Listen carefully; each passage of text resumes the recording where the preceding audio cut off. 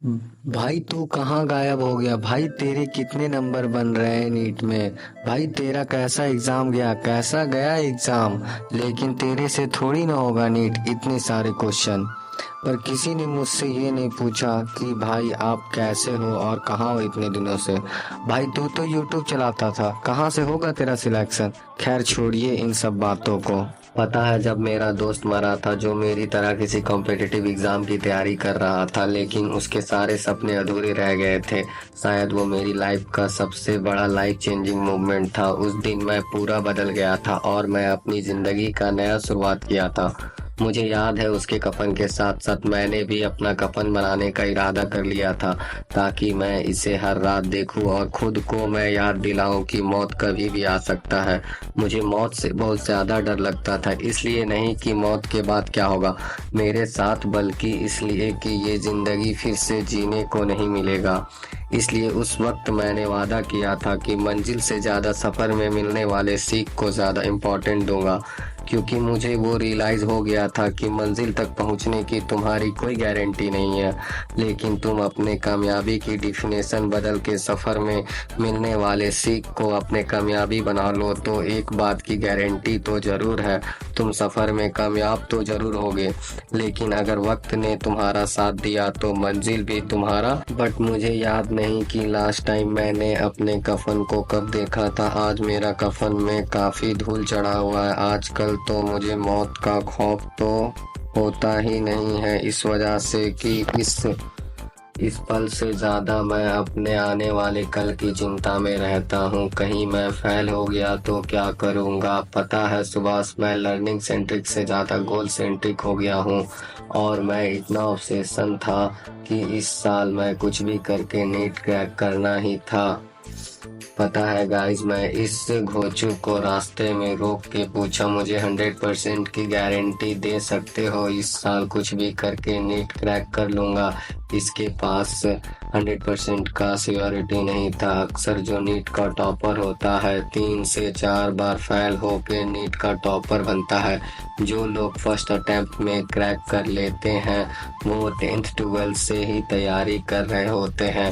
हाँ, कुछ गिने चुने लोग होते हैं जो एक साल में भी क्रैक कर लेते हैं, क्या पता उनमें एक तुम भी हो। अब ये सब बोल के मैं तुम्हें डिमोटिवेट नहीं कर रहा हूँ, बस तुम्हें रियलिटी चेक दे रहा हूँ। आप अपने सपने को पाने की जल्दबाजी में तुमने अपने दोस्तों को तो खो ही दिया है, अभी तुम बाकी की सारी चीजें भी खोने वाले हो। तुम्हें पता है 1 साल में तुम्हारे पूरे बॉडी में दर्द होता रहता था, लेकिन आज तक तुमने किसी भी डॉक्टर के पास सही से चेकअप कराने के लिए नहीं गए। अपने सफर को, अपने पैशन को फॉलो करने के लिए ब्लॉगिंग स्टार्ट किया। 4 महीने में मुश्किल से 5-6 ब्लॉग सही से अपलोड नहीं किए, और फिर जिन लोगों से तुमने वादा किया था through out the journey continuous blog करूंगा। तुम्हें पता है इन 4 महीनों में कितनी बार माँ पापा से बात किया। तुम्हें पता है इन 4 महीनों में कितना स्ट्रेस में जी रहे हो।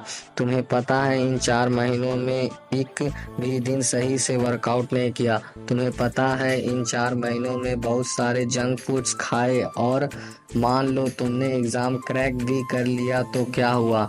इन 4 महीनों के सफर को देखो तो यू आर ए लूजर, और क्रैक नहीं हुआ तो you are a double loser, loser का भी बाप। आई नो कुछ लोगों को अपने मंजिल तक जल्दी पहुंचना बहुत ही जरूरी होता है, क्योंकि उनके पास जल्दी पहुंचने के अलावा कोई ऑप्शन ही नहीं होता।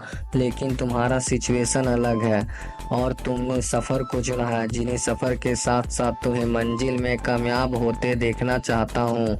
तुम अपने स्टैंडर्ड और वसूलों पे चलो, मत कर चिंता किसी भी चीज़ का। कंसिस्टेंसी, अपने सपनों में काम करो बिना कल की चिंता किए। हर दिन कुछ इस तरह जीना कि रात को सोने के लिए जब आंख बंद करो, अगर आज मर भी जाए तो कोई गम नहीं। टू बी ऑनेस्ट, इस कारण से मैं अब ब्लॉग अपलोड नहीं कर पा रहा था। तो फिर क्या था गाइस, वर्कलोड था, स्ट्रेस था, डिप्रेस्ड रहता था।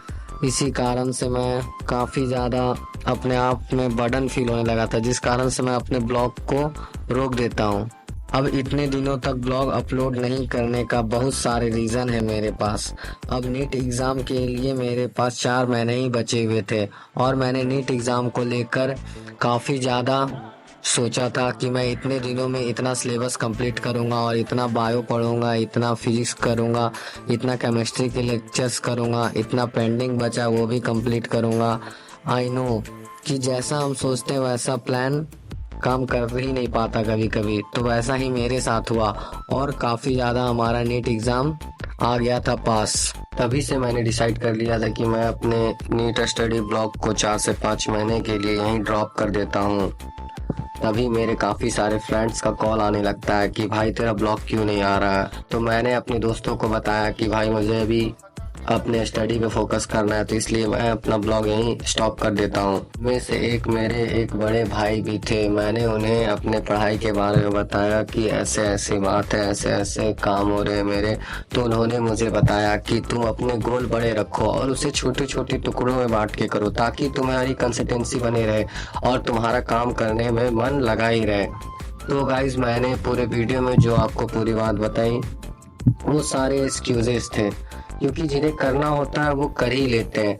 यूट्यूब शायद मेरी प्रायोरिटी लिस्ट में था ही नहीं, लेकिन यूट्यूब को मुझे अपनी प्रायोरिटी लिस्ट में लाना होगा, क्योंकि मुझे अपने लाइफ जर्नी का डॉक्यूमेंट्री करना बहुत अच्छा लगता है और इससे मुझे काफ़ी इंस्पिरेशन मिलता है और आप लोग तक डेली कंटेंट बेसिस पे मेरा डेली चैलेंज भी कंप्लीट होता था और मुझे इससे काफ़ी ज़्यादा इंस्पायर भी होता था। और रही बात मेरे रिजल्ट की, तो भाई मेरा इस बार नीट के रिजल्ट का कट ऑफ क्लियर नहीं हो पाया।